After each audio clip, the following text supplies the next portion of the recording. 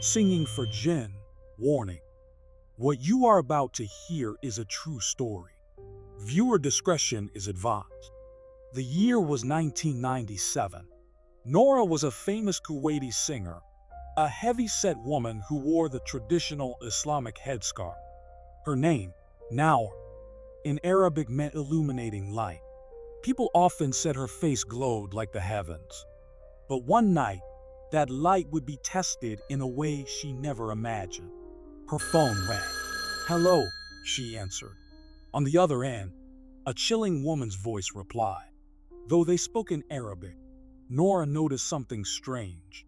The woman's voice echoed in and out, almost otherworldly. Nora remembered this same caller from before, always asking her to sing at private weddings. Each time, she had declined. But this time, the woman insisted. She said money was no issue, offering Nora $500,000 if she and her band performed. The number was too tempting, and against her instincts, Nora agreed. At 9:30 p.m., they arrived. The house looked small and ordinary from the outside. Yet when the gates creaked open and the woman from the phone greeted them, everything changed. Inside, the small house transformed into a vast, dazzling mansion. Crystal chandeliers glittered, and the foyer shimmered unnaturally bright. The woman herself wore a black gown and headscarf, her face unnervingly pale, as if sinking inward. When she took Nora's hand, it was icy and bony, but with a strength that made Nora's skin crawl.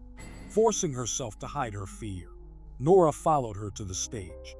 When the performance began, Nora noticed the guests. Every single one wore black robes and scarves, faces pale, sunken. Even the bride and groom sat silently on throne-like chairs, their faces lifeless. As hours passed, the lights flickered violently. At midnight, at 1, at 2. Still, the pale figures demanded more. At 3 in the morning, the air grew heavy and thick with smoke. Nora's voice cracked, but she was compelled to keep singing.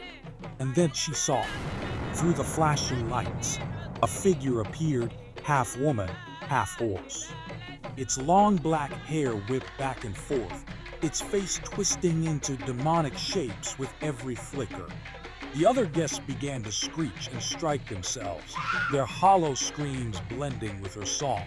"Keep going, keep going." Voices hissed from every corner. "You must sing 6 hours."